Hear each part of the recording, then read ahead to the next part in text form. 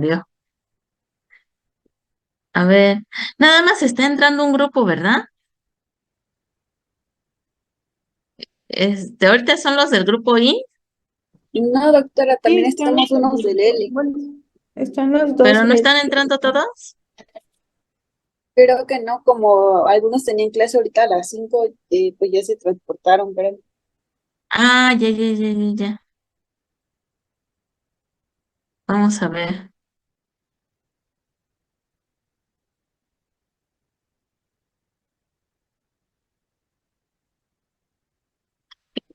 ¿Y la próxima semana el otro grupo tiene clínicas también?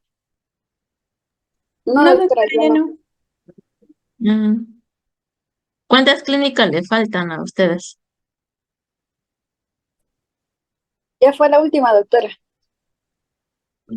Ah, bueno, vamos a empezar entonces. ¿Ya están viendo la pantalla? No, doctora, todavía no. Ay,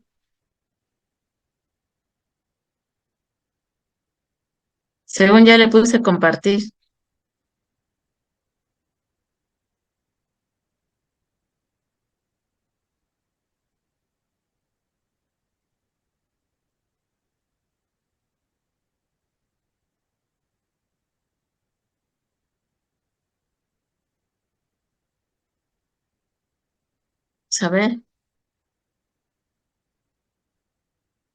A ver, ¿ya la están viendo?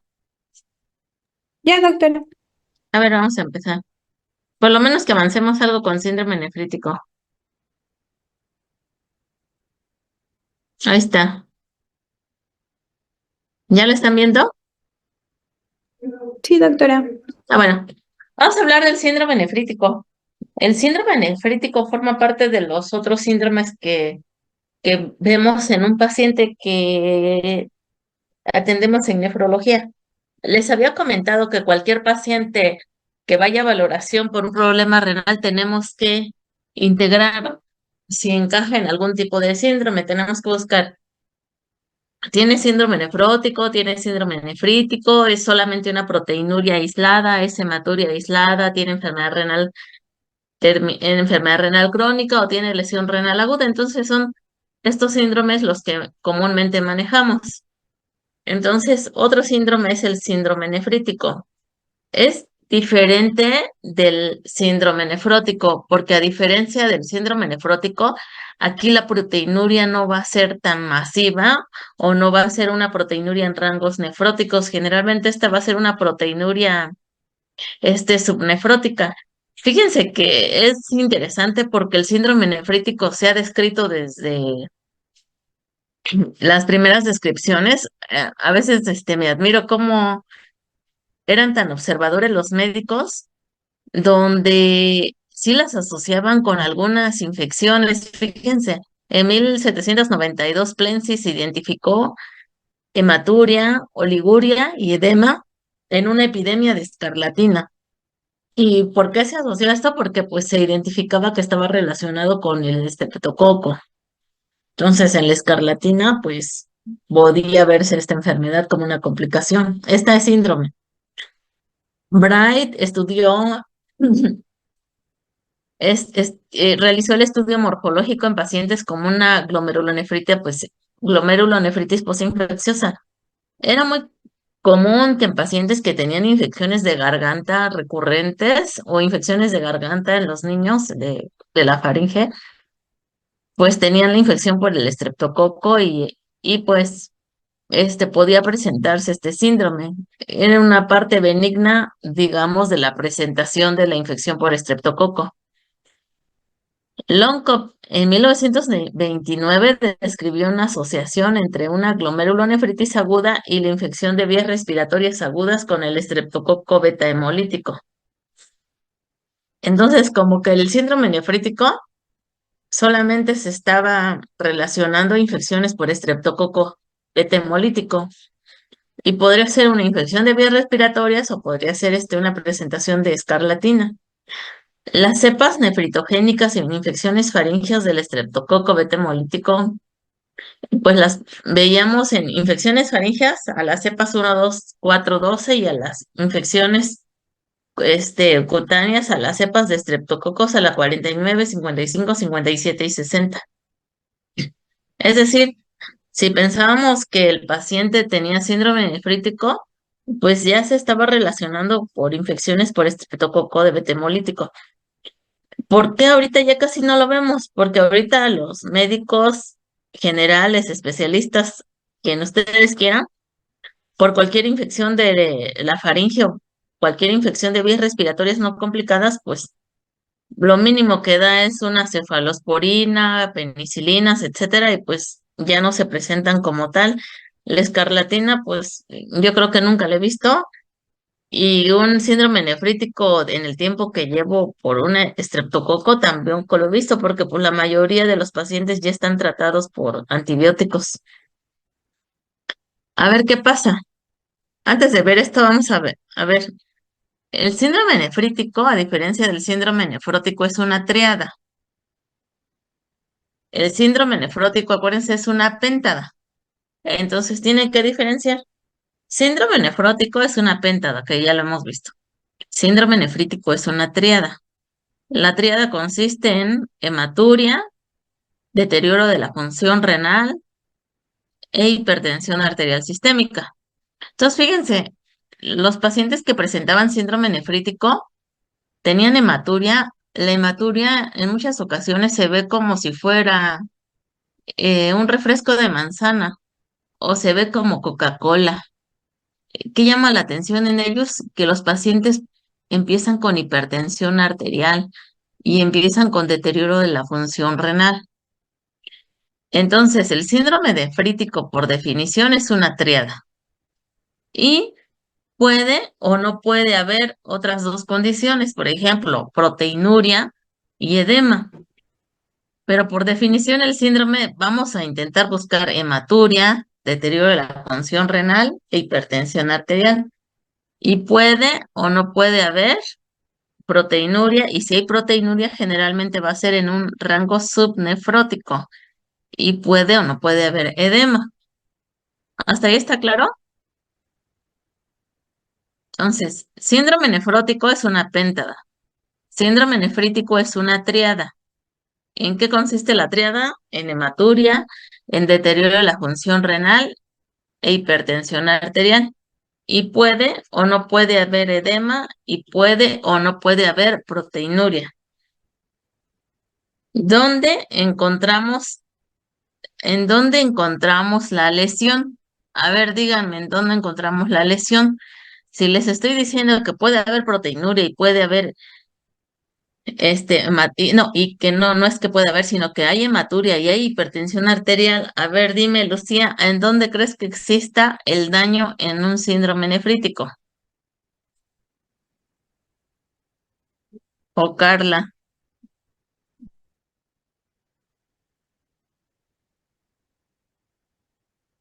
a ver, ¿en dónde está el daño en un paciente que tiene síndrome nefrítico? ¿En qué parte del glomérulo?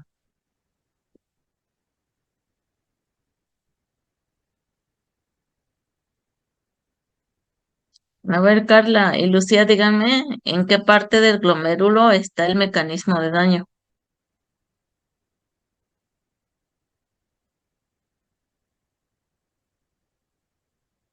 ¿Quién me dice? ¿En dónde está?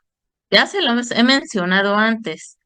¿En dónde están las lesiones cuando hay hipertensión arterial y cuando hay hematuria en un paciente? ¿En dónde está el daño a nivel glomerular? En el En el endotelio endotelio. penetrado, doctora. En el endotelio. ¿Y dónde más? Puede estar en el mesangio también. Todo lo que dañe el endotelio les va a producir hematuria. Todo lo que dañe o lo que ocasione obstrucción de la luz del capilar glomerular va a producir hipertensión arterial. Ajá. ¿Y por qué hay deterioro de la función renal? Por la misma hipoperfusión, por la misma obstrucción que hay dentro de la luz del capilar. A ver, fíjense en esta imagen. Este es un mecanismo de daño por depósito de complejos inmunes. Puede ser, por ejemplo, el, el mecanismo de daño por, ponga ustedes estreptococo. La respuesta antígeno-anticuerpo, aquí estamos viendo a nivel subendotelial. Estos cuadritos azules es el endotelio. Esto que ven en rosa es la membrana basal. Y estos son los podocitos, lo que ven en verde. ¿Dónde está el mecanismo de daño? A nivel subendotelial. Y entonces, si hay un edema de células endoteliales, puede manifestarse con hematuria, puede manifestarse con deterioro de la función renal y puede manifestarse con hipertensión arterial. Y aquí, cuando también se daña la membrana basal glomerular, hay hematuria y puede haber proteinuria. Fíjense en esta imagen. Hay complejos inmunes debajo de los podocitos. Entonces puede haber también proteinuria, pero es una proteinuria que como tal no es una podocitopatía, es una proteinuria que va a ser en un rango no nefrótico. A ver, entonces, ¿dónde se forman los complejos inmunes? Los complejos inmunes se pueden formar en la circulación y pueden ser complejos inmunes circulantes, ejemplo, lupus. Está el complejo antígeno-anticuerpo circulando en la sangre y va hacia determinadas áreas del glomérulo y lo va a dañar porque se va a fijar. Ejemplo, miren, los complejos inmunes van y se pueden depositar en cualquier parte. El depósito de complejos inmunes va a hacer que haya liberación de mediadores de inflamación cuando se depositan a este nivel, pueden ocasionar una respuesta inflamatoria. La vamos a ver con más detalle en la próxima clase, pero esto es a grandes rasgos. Fíjense, estas son unas fotografías de una inmunofluorescencia de una biopsia renal. Ahí, aquí, por ejemplo, está tiñendo las inmunoglobulinas IgG que se están depositando en el glomérulo y aquí también. Y de repente vemos patrones, por ejemplo, este es un patrón lineal que es de corrido y aquí es un patrón, que lo llamamos así como de jorobas. Y dependiendo de los patrones, pues el nefropatólogo nos sugiere qué, qué tipo de afección puede ser. La fisiopatología la vamos a ver en la siguiente clase. Miren, así se puede ver la hematuria. Aquí, ¿qué vemos en este pie? Alguien que diga,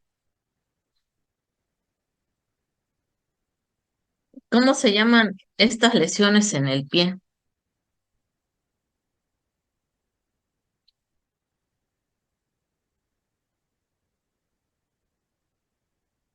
¿Quién me dice?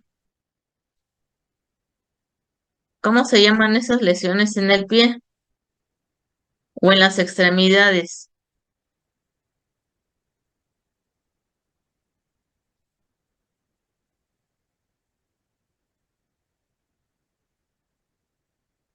Son lesiones que pueden Son lesiones que pueden presentarse, tienen que tener bastante cuidado. Por eso a veces, si el paciente es hipertenso, imagínense que lleve estas lesiones en el pie y no nos demos cuenta porque no les descubrimos los pies o no les revisamos las manos o las piernas. Las pueden presentar y estas son lesiones que los pacientes los pueden presentar en diversas vasculitis de pequeños vasos. Entonces, cuando nosotros vemos esto, entonces como que ya nos empezamos a asustar porque decimos, parece una vasculitis y entonces es una hipertensión arterial que no es esencial, sino puede ser una secundaria nada más por el hecho de ver estas lesiones en el pie. Fíjense lo que hay en la biopsia renal. Este es un glomérulo normal, tenemos la cápsula de Bowman, este es el espacio urinario, este es el mesangio. La luz de los capilares aquí no se ve muy bien. La luz de un túbulo, la luz de otro túbulo, la luz de otro túbulo, la luz de otro túbulo, la luz de otro túbulo. Pero fíjense qué vemos acá, a ver, miren. Esta es la pared de la cápsula de Bowman. La pared de la cápsula de Bowman. Este es el mesangio. ¿Y qué cosa ven acá? Esto que les estoy marcando. ¿Qué creen que sea? Parece una forma de media luna. No sé si le están viendo así como le voy pasando a ustedes el cursor. ¿Qué creen que pase con este glomérulo? A ver, ¿quién me dice?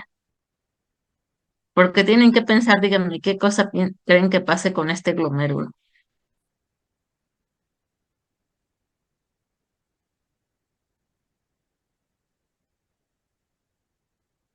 ¿Quién me dice?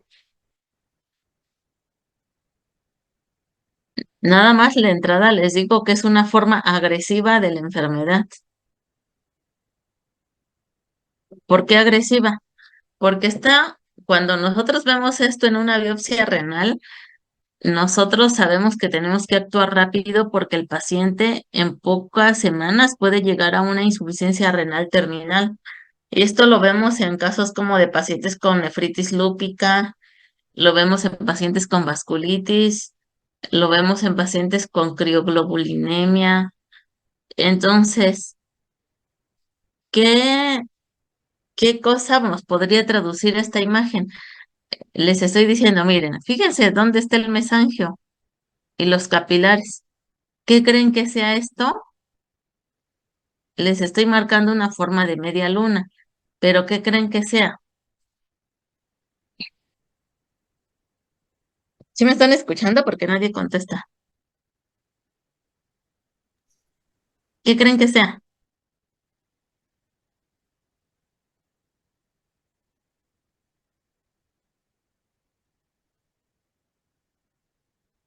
A esto, cuando nosotros vemos esto, nosotros lo describimos que es una glomerulonefritis rápidamente progresiva.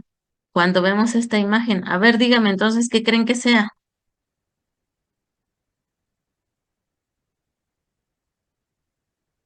Se supone que ya están leyendo, ¿no?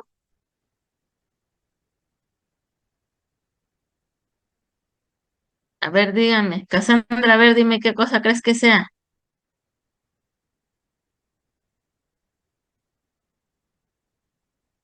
¿Qué creen que sea?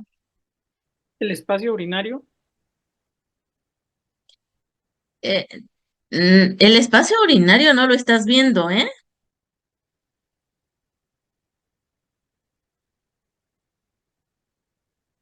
¿Qué creen que sea? A ver, dime. No, no es. Entonces es como fibrosis. Pueden decir cualquier tontería porque acuérdense que todos están aprendiendo y estamos aprendiendo.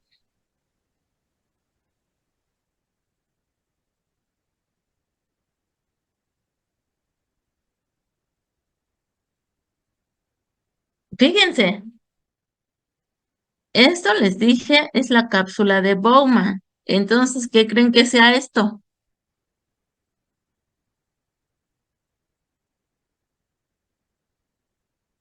Es el crecimiento, es la proliferación, por eso decimos proliferación extracelular. Proliferación extracelular se refiere a todo este crecimiento de las células de la pared de la cápsula de Bowman. ¿Y qué creen que está pasando?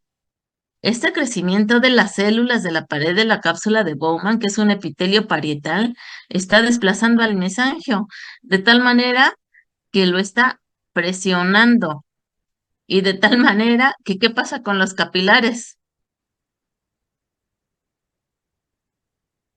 ¿Qué pasa con los capilares? Si está creciendo todo esto y va a ir creciendo y va a ir creciendo y va a ir creciendo, ¿qué va a pasar con esto? Pues los va a aplastar o los va a empujar. ¿Y qué pasa con ese glomérulo? ¿No funciona bien? Se pierde. Entonces, esto vemos en pacientes con lupus. Por eso a veces ellos se manifiestan como síndrome nefrítico y cuando le hacemos la biopsia, luego sale esta imagen que es una rápidamente progresiva. Entonces, si el paciente está en su casa, lo mandamos a traer y lo internamos. o si el paciente está con síndrome nefrítico, preferimos internarlo hasta no saber cómo se está comportando, porque son pacientes que nos pueden hacer la falla renal aguda en cualquier momento y se quedan como falla terminal, porque es una forma de una glomerulonefritis rápidamente progresiva que inició como un síndrome nefrítico, pero sabemos que es una rápidamente progresiva porque se está deteriorando la función renal muy rápido y en la biopsia renal sale esto. ¿Qué estamos viendo aquí? El crecimiento de las células del epitelio parietal de la cápsula de Bowman, que al ir creciendo va a ir aplastando a todos estos capilares, los va desplazando, prácticamente el espacio urinario no vemos nada. ¿Por qué? Porque todo esto que está creciendo lo va a ir comprimiendo y al irse comprimiendo, pues el glomérulo va a estar más hipoperfundido, los capilares están obstruidos, va a estar activando, por eso el paciente también puede tener hipertensión arterial y es una hipertensión arterial pues de difícil control y el deterioro de la función renal es inevitable. Y si no actuamos a tiempo, esto se fibrosa y si se fibrosa se perdió la función del glomérulo. ¿Me entienden? Aquí vemos una proliferación del mesangio y esta es una foto típica de lo que vemos en una glomerulonefritis postestreptocócica. Fíjense, esta es la luz del capilar, esta es una célula endotelial. Aquí vemos una célula que es un polimorfo nuclear. Fíjense, porque pues tiene muchas zonas el núcleo, ¿no? Este es el endotelio fenestrado. ¿Y qué vemos aquí? Pues el depósito de los complejos inmunes. Al haber este depósito de los complejos inmunes, pues está lesionando y está inflamando al endotelio. Miren, aquí está la membrana basal glomerular, también los complejos inmunes los estamos viendo en el mesangio.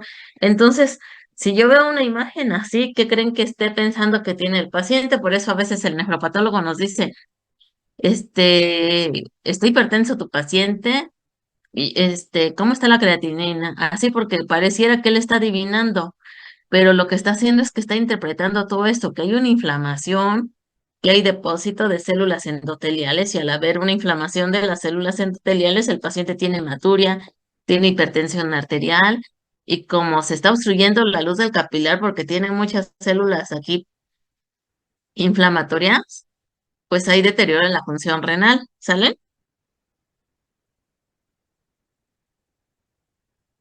Tómenle una foto a esto y hasta ahí la dejamos y mañana, y yo creo que sería. Si se ponen de acuerdo, les doy clase sábado temprano y si no, hasta la próxima semana el lunes, para ver la fisiopatología del síndrome nefrítico, porque esa sí está medio complicada,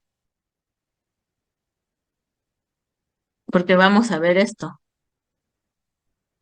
y esto. Miren, este es un cilindro que vemos en un examen de orina, que es un cilindro hemático, porque vemos apilamiento de los glóbulos rojos que están deformes. Este es un cilindro hemático. Un cilindro hemático lo vemos en los pacientes con síndrome nefrítico en un examen general de orina. Entonces tenemos combinaciones de, el paciente tiene hematuria y la podemos ver en el examen de orina porque es una hematuria de origen glomerular y los eritrocitos que se reportan en el examen general de orina van a ser eritrocitos dismórficos, pero otra forma de asegurarnos que tiene hematuria glomerular es la presencia de cilindros eritrocitarios, fíjense. ¿Sale? Me van a ver el tratamiento. Y entonces vamos a profundizar más en la fisiopatología y en el tratamiento y las causas de síndrome nefrítico. Y hasta ahí la dejamos. Entonces nos vemos. Ya ustedes me dicen si sábado o lunes. ¿Sale? Sí, doctora, gracias. Sí, Sí, hasta doctora. luego. Hasta luego.